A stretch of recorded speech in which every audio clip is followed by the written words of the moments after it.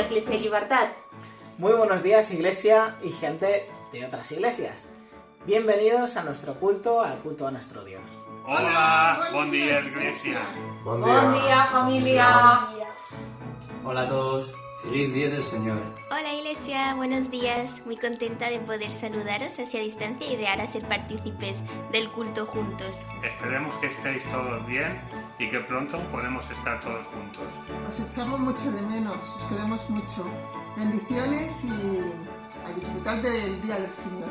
Hola, buenos días, Iglesia. Us desitgem que en aquests dies de Setmana Santa tots ho passem el millor possible i que tingueu un bon dia del Senyor. Bon dia i bon diumenge a tothom. Espero que estigueu tots bé i que ens puguem tornar a veure aviat. Hola, buenos días, hermanos. Hola, buenos días. Tenemos una lectura que compartir con vosotros.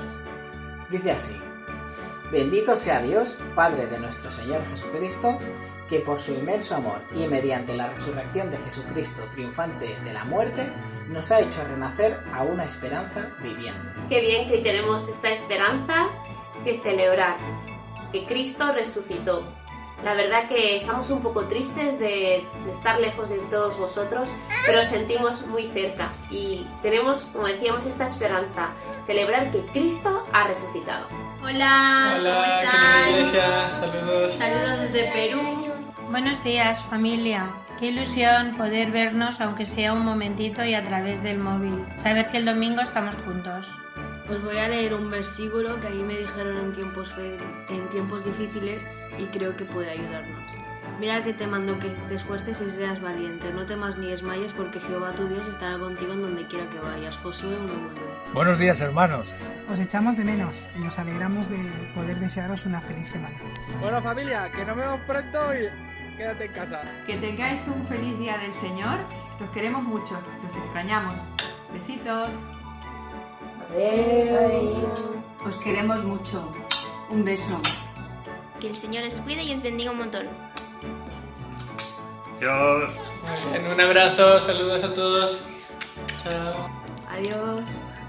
Hoy tendremos una participación del grupo de alabanza, luego tendremos una predicación de parte de nuestro querido hermano Isaac Ruiz. Así que nada, bienvenidos. Hola.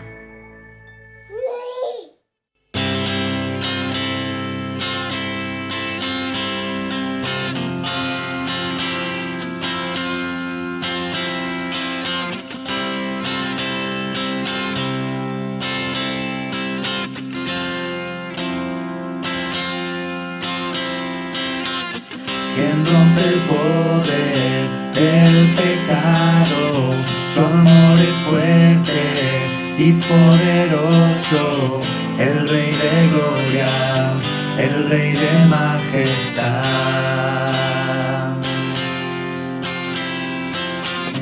Conmueve el mundo con su estruendo y nos asombra con maravillas. El Rey de gloria, el Rey de majestad. Gracias sublime es, perfecto es tu amor. Tomaste mi lugar, cargaste tú mi cruz, tu vida diste ahí.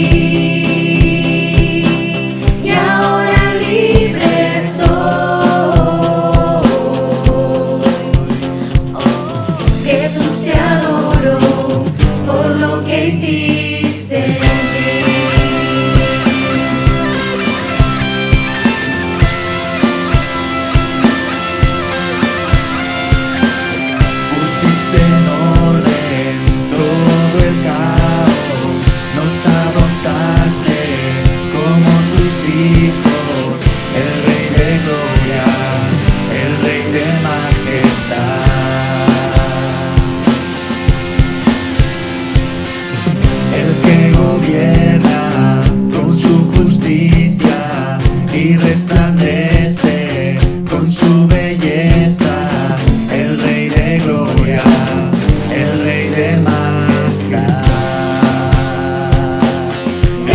sublime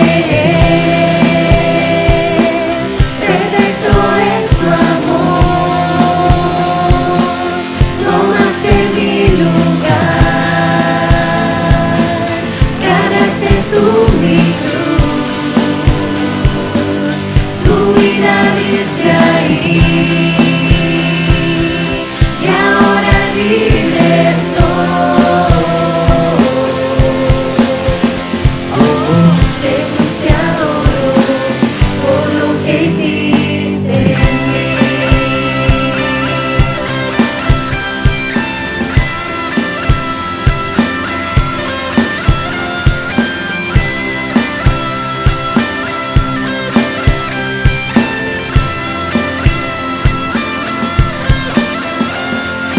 Digno es el Cordero de Dios, digno es el Rey que la muerte venció, digno es el Cordero de Dios, digno es el Rey que la muerte venció, digno es el Cordero de Dios, digno es el Rey que la muerte venció, digno es el Cordero de Dios, digno, digno. Gracias sublime es, perfecto es tu amor, tomaste mi lugar, cargaste tú mi cruz, tu vida diste ahí, y ahora libre soy. Jesús, te adoro por lo que hiciste en mí.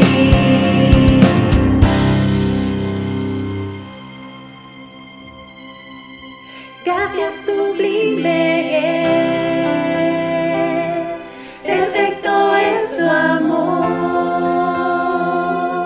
tomaste mi lugar, cargaste tú mi cruz, tu vida diste ahí, y ahora libre soy.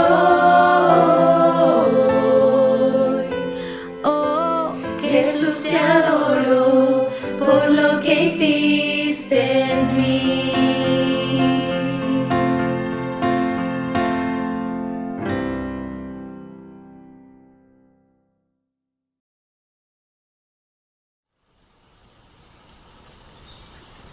El Señor es mi pastor, nada me faltará. En lugar de ricados pastos me hará descansar. Cuando agua de reposo me apartará, como andará mi alma, me llena por sendas de mi justicia. Eso no ve, aunque en vaya de sombra de muerte, no temeré mal ninguno, porque tú estás conmigo. Tú eres el cuello de mi bandera leyendo. Adereza mesa delante de mí, en presencia de mis juntos. Sube mi cabeza con aceite, mi cabeza eternamente. El bien y la misericordia mirándote a ti.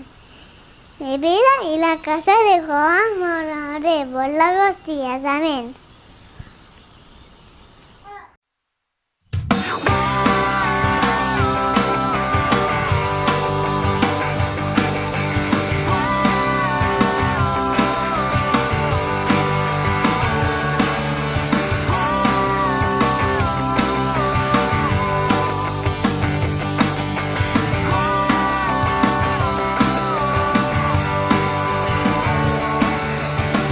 Allò que semblava derrota, la història en 3 dies va canviar. El Redemptor mor pel seu poble, la tomba buida va deixar. I és per això que jo puc viure, mai més tornaré a baixar el cap. Rei Jesús, tu has vençut la mort, has ressuscitat i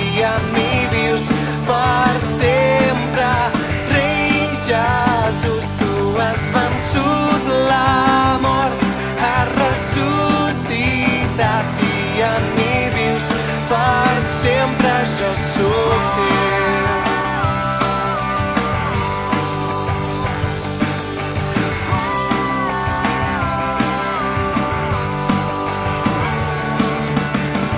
Encara que costi seguir-te, escollo caminar pel camí estret. Vull proclamar el teu nom per sempre, i amb mi estaràs, tu m'ho has promès. I és per això que jo puc viure, mai més tornaré a baixar el cap. Rei Jesús, tu has vençut la mort, has ressuscitat i en mi vius per sempre. Rei Jesús, tu has vençut la mort, has ressuscitat i en mi vius per sempre. Jo sóc teu, jo sóc teu. El mateix poder que et va aixecar dels morts ara és dintre meu. Amb tu seré més fort. El mateix poder que et va aixecar dels morts ara és dintre meu. Amb tu seré més fort. El mateix poder que et va aixecar dels morts ara és dintre meu. Amb tu seré més fort. I és per això que jo puc viure. I és per això que jo puc viure. I és per això que jo puc viure. Mai més tornaré a baixar el cap. Rei Jesús, tu has vençut la mort, has ressuscitat i en mi vius per sempre. Rei Jesús, tu has vençut la mort, has ressuscitat i en mi vius per sempre. Jo sóc teu, jo sóc teu, jo sóc teu, jo sóc teu.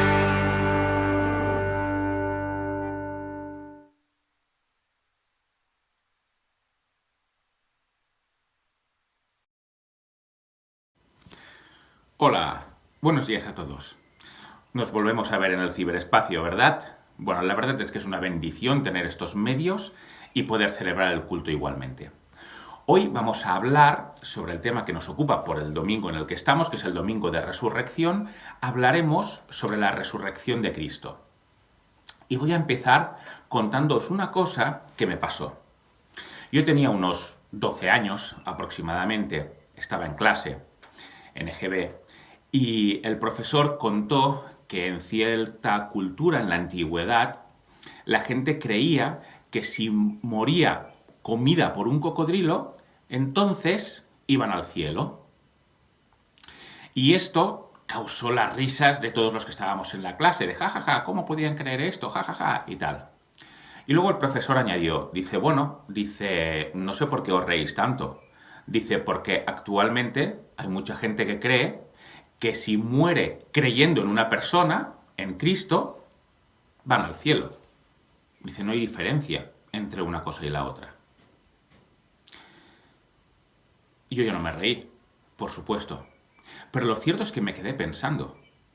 Y me hizo reflexionar mucho. Y yo pensaba, digo, ¿realmente mi fe es así?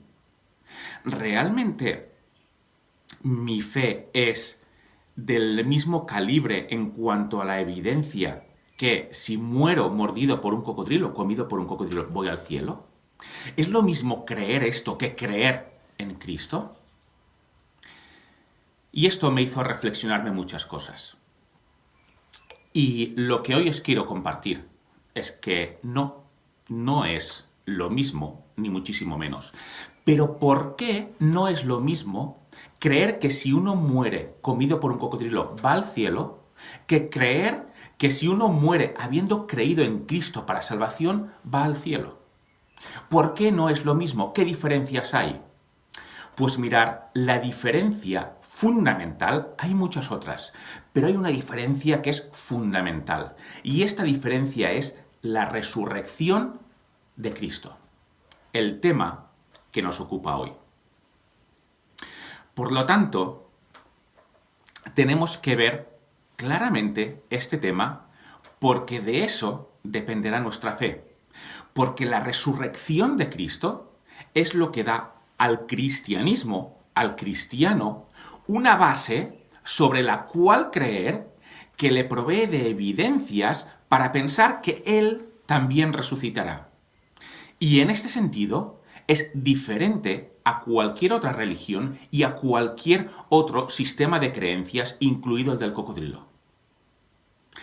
La resurrección de Cristo es nuestra base para creer.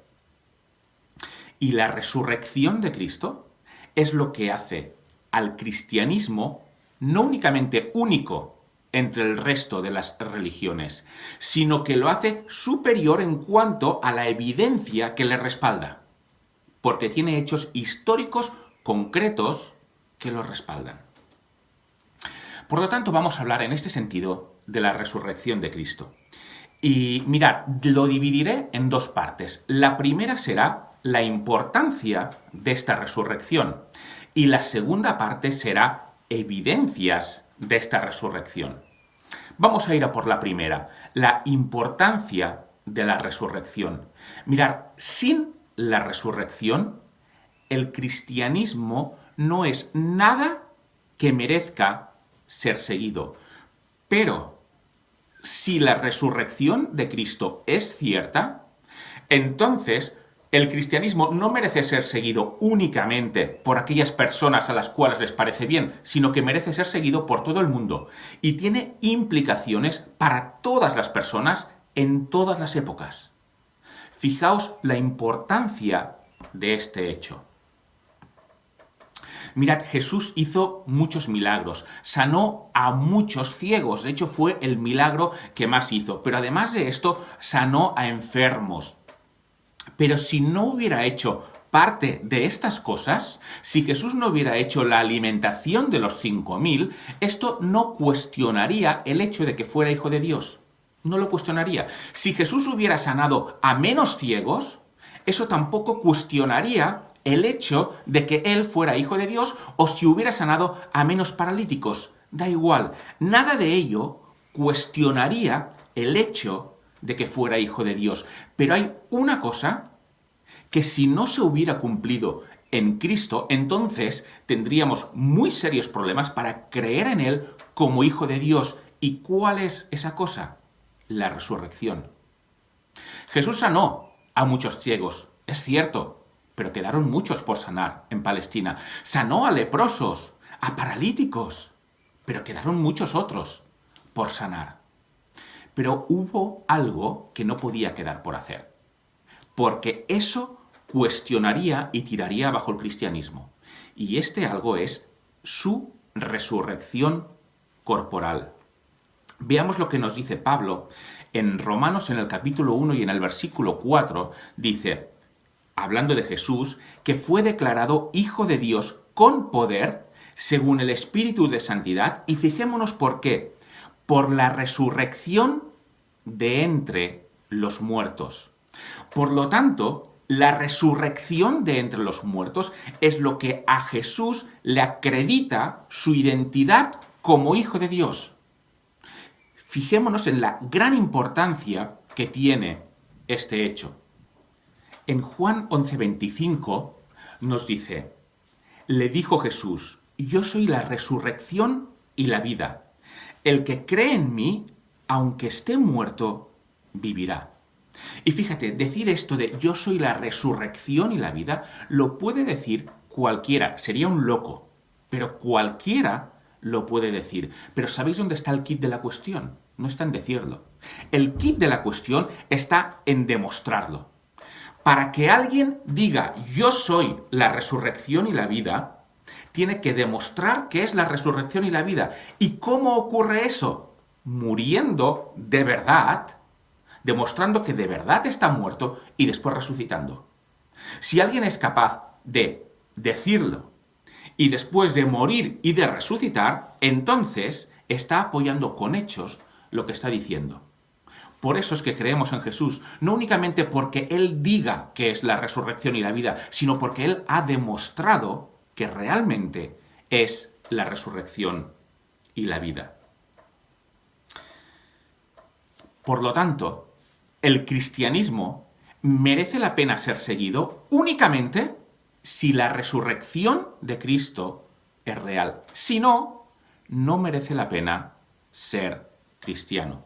Y algunos dirían, bueno, pero es que el cristianismo también tiene cosas buenas. Mira, Jesús era un gran maestro de ética. Jesús fue un revolucionario para su época que mejoró la sociedad en aquel momento. Y los que han seguido sus ideales les ha ayudado a vivir mejor en la vida. Es más, a lo largo de siglos, muchas personas han mejorado su vida y han salido de situaciones complicadas como las drogas, como el alcohol, como malas situaciones familiares, debido a ser seguidores de Cristo. Por lo tanto, el cristianismo tiene valor, aunque no me añadas la resurrección de Cristo, que es algo tan difícil de creer. La respuesta es rotundamente no. A pesar de todo esto del cristianismo, el cristianismo no vale nada si no es con la resurrección corporal de Cristo de entre los muertos. ¿Y por qué es así? ¿Por qué si no, no vale nada? Porque si no ha resucitado Cristo, entonces nosotros tampoco resucitaremos y el cristianismo sería útil únicamente para esta vida, y para esta vida únicamente no merece la pena.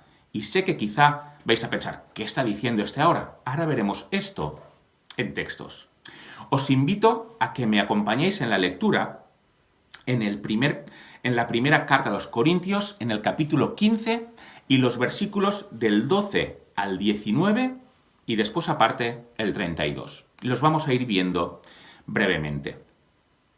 Dice el versículo 12, «Pero si se predica de Cristo que resucitó de los muertos, ¿cómo dicen algunos entre vosotros que no hay resurrección de los muertos?» Había personas en Corinto que decían, mirad, la resurrección de los muertos no ocurrirá porque se refiere a algo simbólico, a algo espiritual, pero no habrá resurrección de los muertos. Y esto lo hacían pues influenciados por ciertas filosofías que había en el momento, sobre todo la filosofía griega, que la tenían muy cerca, y esto de la resurrección es algo difícil de creer. Y fijaos que esto ocurre también hoy en día. Lo que pasa es que ocurre hoy en día pensándonos que es porque somos más listos. Es decir, hoy en día la gente dice, mirad, que en el primer siglo creyeran en la resurrección de Cristo puede tener sentido, porque eran personas sin cultura, la ciencia no estaba avanzada, el conocimiento fidedigno no estaba todavía arraigado en la sociedad, pero después del siglo XIX, siglo XX, cuando la ciencia, la filosofía, cuando todo ha avanzado tantísimo, ahora ya no podemos creer en la resurrección de Cristo. En aquel momento quizás sí, porque bueno, no estaban muy avanzados, pero ahora no es así. Según este versículo, en el primer siglo, creer en la resurrección de entre los muertos, en este caso de los cristianos, ya era increíble, ya era algo muy difícil.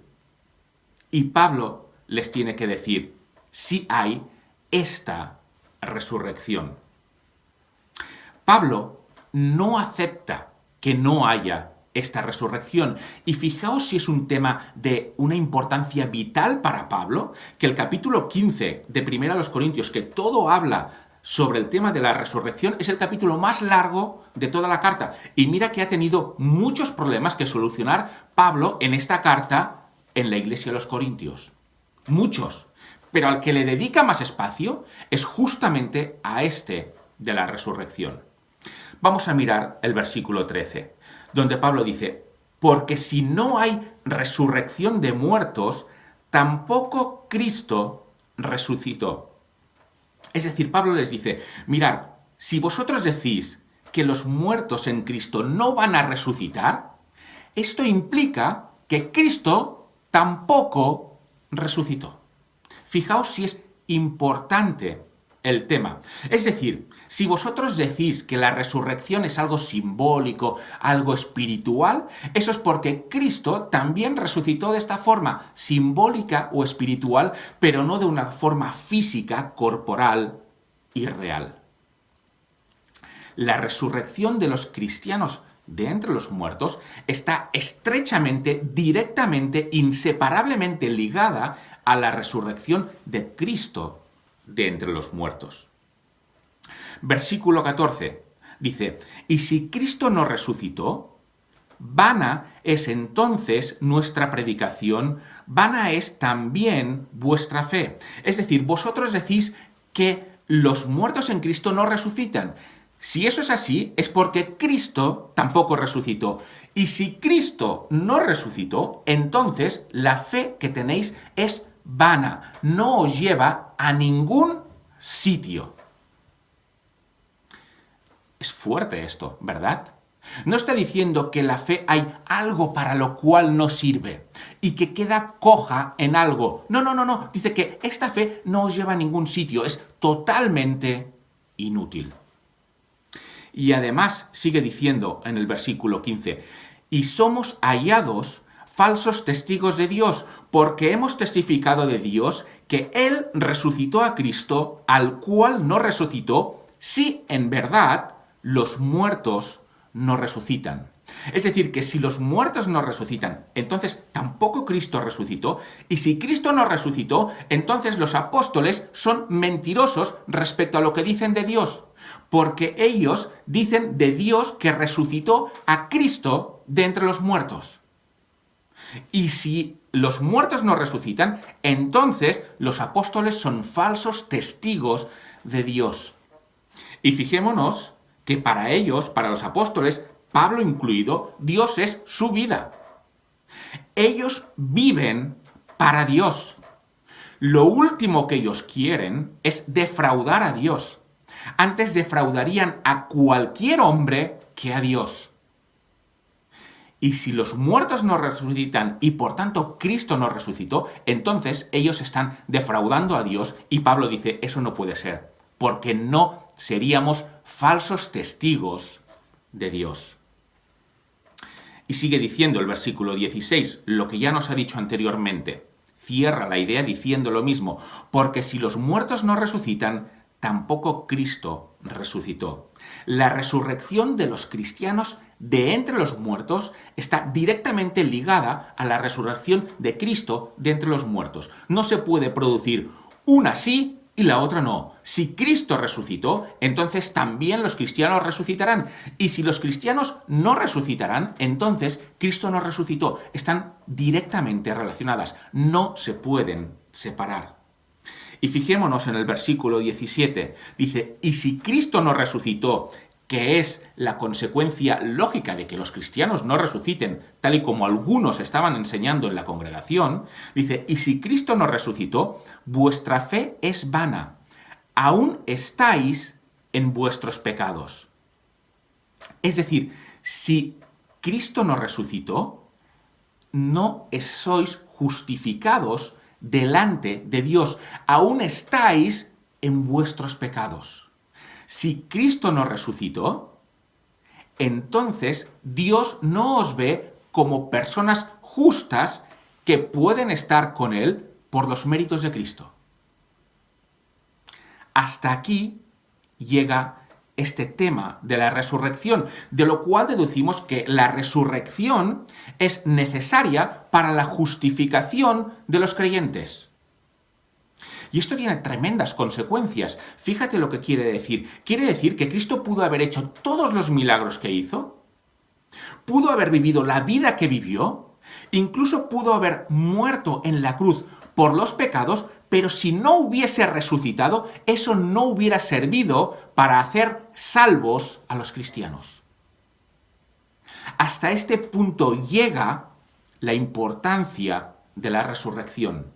Si Cristo no resucitó, es como si nos faltase la factura que dice que nuestros pecados han sido pagados por su muerte. No tenemos esta factura y por tanto no somos justificados, aún estamos en nuestros pecados delante de Dios. Hasta este nivel llega la importancia de la resurrección física de Cristo. Sin esta resurrección, el cristianismo no sirve para nada. Fijémonos en el versículo 18. Entonces también los que durmieron en Cristo perecieron. Si esta resurrección no es cierta, vosotros no vais a resucitar, pero es que también los que han muerto y los que ya están muertos tampoco resucitarán y perecieron eternamente. Si esta resurrección no es cierta.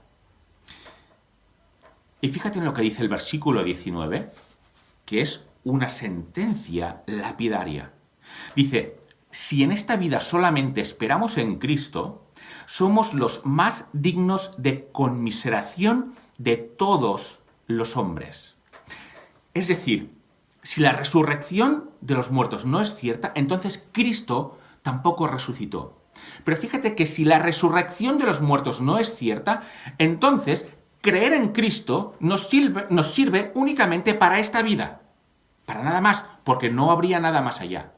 Y si creer en Cristo nos sirve únicamente para esta vida, entonces los cristianos somos los más dignos de lástima de todos los hombres.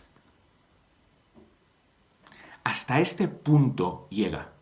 Si seguir a Cristo únicamente es para esta vida, los cristianos somos dignos de conmiseración, que quiere decir que somos dignos de lástima. No merecería la pena ser cristiano. ¿De verdad?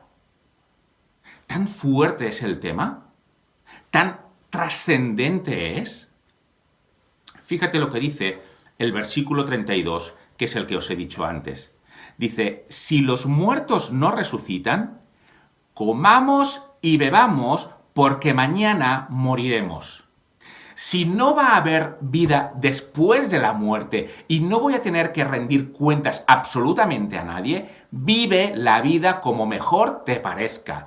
Vive la vida disfrutándola al máximo. Come y bebe, que mañana morirás. Esto sería lo más sabio que se podría hacer si no hay resurrección de los muertos.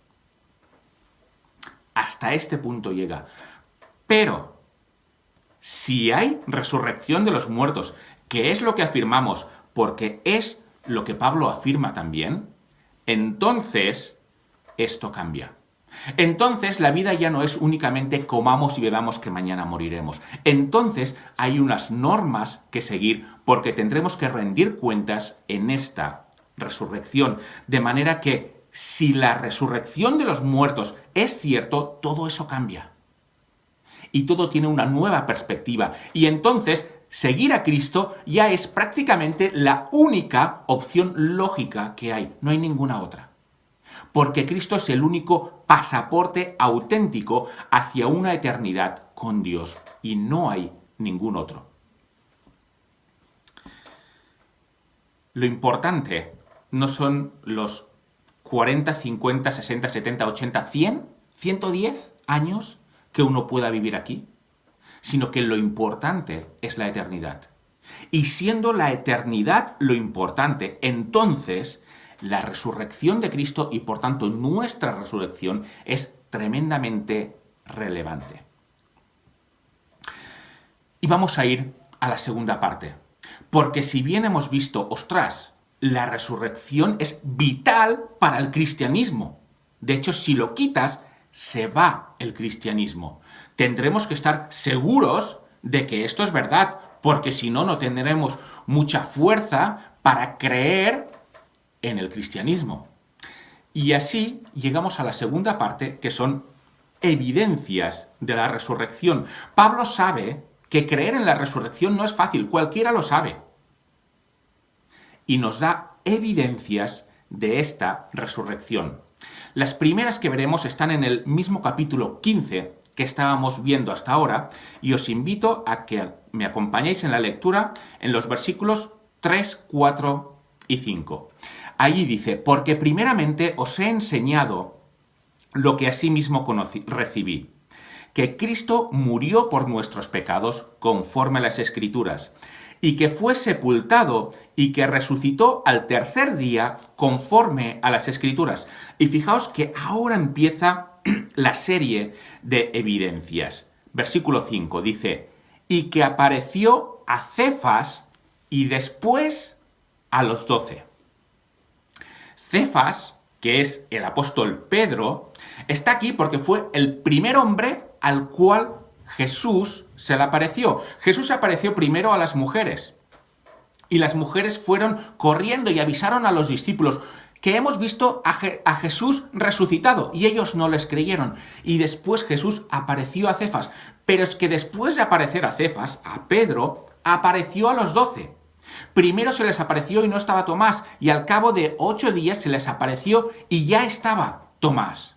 De manera que Jesús apareció a todos estos discípulos. Pero fijaos, aquí no podemos decir, bueno, mira, ellos estaban tristes, estaban deseosos de ver a Cristo resucitado, y un día tuvieron una iluminación y les pareció verlo, y a partir de aquí se montó todo lo que se ha llegado a montar. No. Fijémonos lo que nos dice Lucas, también escribiendo el libro de Hechos. En el capítulo 1 y en el versículo 3, hablando de los discípulos, dice: a quienes también, después de haber padecido, se presentó vivo con muchas pruebas indubitables, apareciéndoseles durante 40 días y hablándoles acerca del reino de Dios. No se les apareció una vez, y no se les apareció un momentito que podía parecer una iluminación que tuvieron. No, estuvieron con él, comieron, bebieron, Tomás puso sus dedos en las heridas, estuvieron en la playa. No fue una iluminación de un día, ni algo que les pareció que había ocurrido, sino que fue algo tremendamente real, tanto que cambió su vida para siempre. Pero vamos más allá con las evidencias. Versículo número 6 dice: después apareció a más de 500 hermanos a la vez, de los cuales muchos viven aún y otros ya duermen. Jesús no se apareció únicamente a sus discípulos, sino que se apareció y estuvo delante y estuvo en medio con multitudes. Muchísimos le vieron.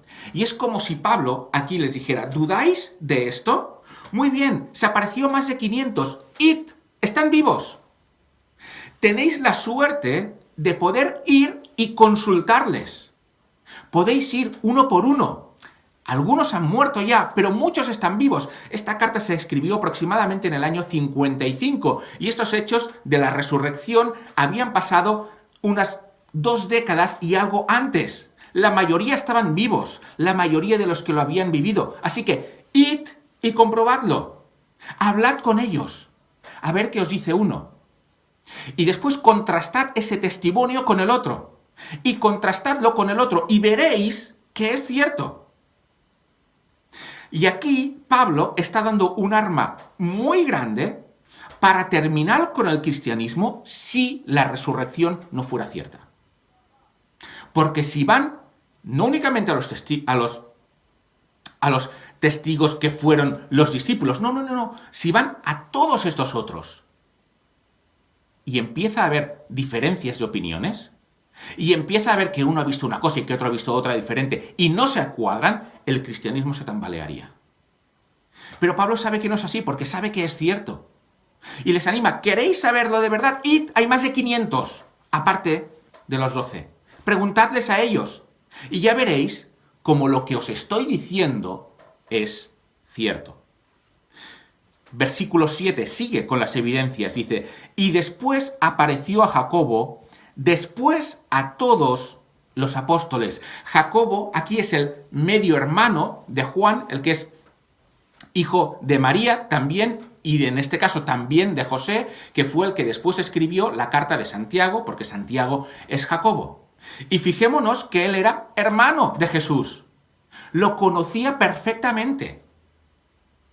Y le vio resucitado. Si no fuera Jesús, su hermano se hubiera dado cuenta más que de sobras. Y le vio y eso cambió su vida para siempre. Tanto que dio su vida por la causa de Jesús, de su hermano. ¿Por qué? Porque lo vio resucitado.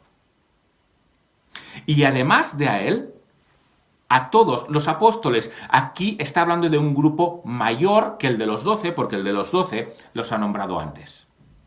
A todavía más seguidores se les mostró. Y Pablo está diciendo, ¿queréis comprobarlo? Id, tenéis suerte. Futuras generaciones no podrán hacer esto, pero vosotros podéis. Id y comprobadlo. Versículo 8. Y al último de todos, como a un abortivo, me apareció a mí.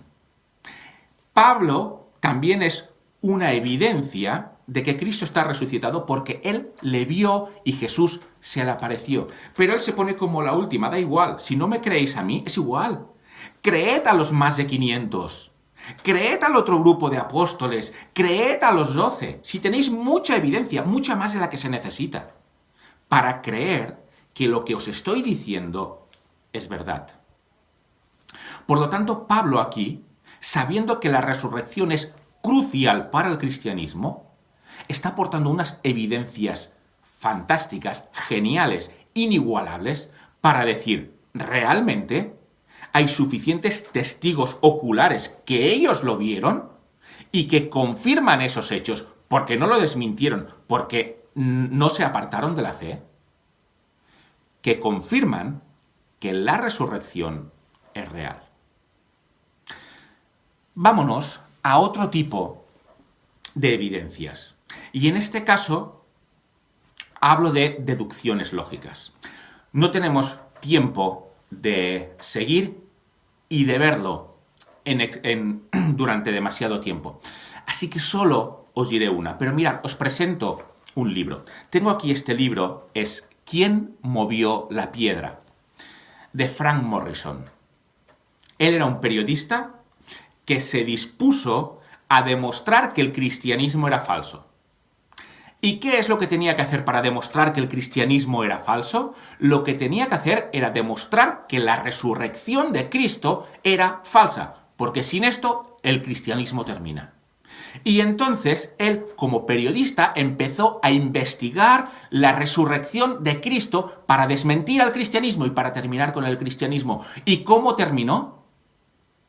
Terminó siendo un cristiano fogoso y ferviente porque se dio cuenta de que las evidencias apuntaban a que la resurrección es real y él muestra todo su camino en este libro. Este libro, como veréis, lo tengo ya un poquito bastante hecho polvo. Es una edición del año 77, pero es tan antiguo que está en internet, lo tenéis gratis y si alguien lo quiere que me lo pida que se lo mando en PDF. No hay ningún problema. Y después de este se han escrito otros que incluso lo expresan de otra forma más actual para que se pueda incluso entender mejor. Este es un clásico, pero hay muchos otros y lo expresan muy bien. Pero mirad, de estas deducciones lógicas os voy a nombrar solamente una. Y es la siguiente. Recapitulemos en los hechos. Jesús muere, los discípulos lo ven muerto, cómo lo crucifican y se dispersan y se van. Y cada uno se va a sus quehaceres, a sus trabajos. Unos cuantos, bastantes de ellos, de 4 a 7 eran pescadores, otros debían ser artesanos o cualquier otro trabajo, y se van a sus trabajos. Acobardados. Y recordemos que huyeron en el huerto de Getsemaní. Y recordemos que Pedro mismo negó 3 veces a Jesús. Pasan 6, 7 semanas y estos mismos discípulos acobardados, que ninguno de ellos era un soldado ni tenía nociones de defensa, ninguno de ellos era un intelectual de alto nivel que pudiera empezar a dialogar con los intelectuales de la época, ninguno tenía nada para sobresalir, y estos discípulos después de 6-7 semanas, empiezan a predicar con un fervor que no habían tenido en la vida, con una convicción que no habían tenido en la vida.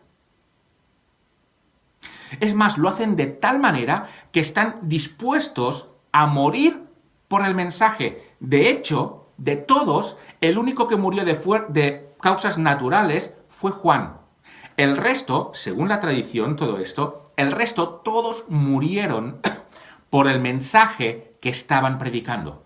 Incluso Pedro se dice que murió crucificado boca abajo porque él pidió ser muerto boca abajo porque no era digno de morir como su maestro.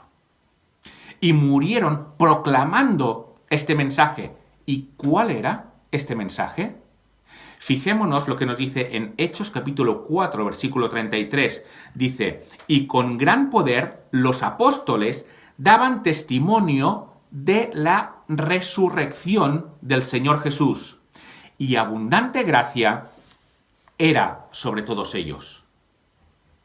¿Qué ha pasado para que unos hombres desanimados, que habían demostrado que no eran valientes delante de una pequeña legión romana, que se fueron todos corriendo, que ya estaban en sus trabajos y pensaban que todo había terminado, qué ha pasado para que de repente tengan esa fuerza, esos ánimos y lleven sus convicciones hasta la muerte? ¿Qué es lo que ha podido pasar ahí en medio? Lo cierto es que solo me imagino que lo que ha podido pasar es que han visto a Cristo resucitado, tal y como nos narran Hechos y los Evangelios. Y esto les convenció del mensaje, se dieron cuenta de la grandeza del mensaje y dijeron, esto hay que llevarlo hasta el fin del mundo, tal y como Cristo les dijo que hicieran. Y lo hicieron a pesar de todas las consecuencias. No veo otra explicación. Hay muchas otras cosas que se pueden hablar y ahora no tenemos tiempo de hacerlo, aunque es bonito hacer un estudio sobre ello. Pero hay muchas evidencias en este sentido de que la resurrección de Cristo fue real, física e histórica. Para concluir, entonces, si eres cristiano, si crees en Cristo como Salvador de tus pecados y como Señor de tu vida, entonces puedes tener la certeza de que resucitarás con Él. ¿Por qué? Porque Él resucitó. Ya sea que este virus del coronavirus te enganche o no te enganche, da igual. Mueras ahora o mueras de aquí a 80 años, da igual. Resucitarás con Él porque Él resucitó y ha dejado muchas evidencias de su resurrección. Por lo tanto, alégrate. Alégrate porque tu fe no es como la fe que yo dije al principio de quienes creen que si mueren comidos por un cocodrilo estarán en el cielo. Eso no tiene sentido, no tiene ninguna base histórica, no tiene ninguna base real. El cristianismo tiene, y es el único que tiene, una base histórica real, comprobable como para poder creer y confiar en él. Por lo tanto, si eres cristiano, afírmate en tu fe, porque Jesús ha dado evidencias de su resurrección. Y si no eres cristiano, considera esto. Hace poco tiempo estaba hablando con una persona y me decía, cuestionábamos, hablábamos sobre la fe, y me decía, bueno, claro, tú crees por fe. Y yo le comenté, digo, ¿pero tú has evaluado las evidencias? Y él me dijo, ¿evidencias? ¿Tú crees por fe? Eso de por sí es opuesto a tener evidencias. Y le dije, no es así. La fe cristiana tiene evidencias. Evidentemente creemos por fe, no lo podemos negar. Pero no es una fe ciega que carezca de base. Dije, ¿has evaluado las evidencias? ¿Las has mirado para poder decir algo? Porque si no eres cristiano, esta resurrección de Cristo te afecta a ti también. Y te digo una cosa, vas a resucitar también. Pero para perdición, para pasar una eternidad alejado de Dios y alejado de Cristo, en tormento. La diferencia no es si uno va a resucitar o no va a resucitar. Todos vamos a estar eternamente vivos. La pregunta es, ¿dónde quieres pasar la eternidad? Si te fijas en las evidencias que hay para creer en la resurrección de Cristo, si te das cuenta que eres pecador porque has transgredido la ley de Dios, aunque no seas una persona que viva mal, aunque hagas bien a las personas, has transgredido la ley de Dios en bastantes cosas. Si crees que Jesús murió por ti, por lo que tú has hecho mal, si confías en Él y tienes fe en Él, y crees que Dios le resucitó de los muertos, entonces tú también vas a resucitar, pero no para perdición, sino que vas a resucitar para estar eternamente con Cristo, igual que estos cristianos. Por lo tanto, te animo a que evalúes las evidencias, a que pongas el cristianismo en prueba histórica. Pruébalo, comprueba si es cierto. Y verás que lo que merece la pena y lo que es realmente cierto es que Cristo resucitó de los muertos y eso le hace digno de confianza para todas las personas en el mundo, incluido tú.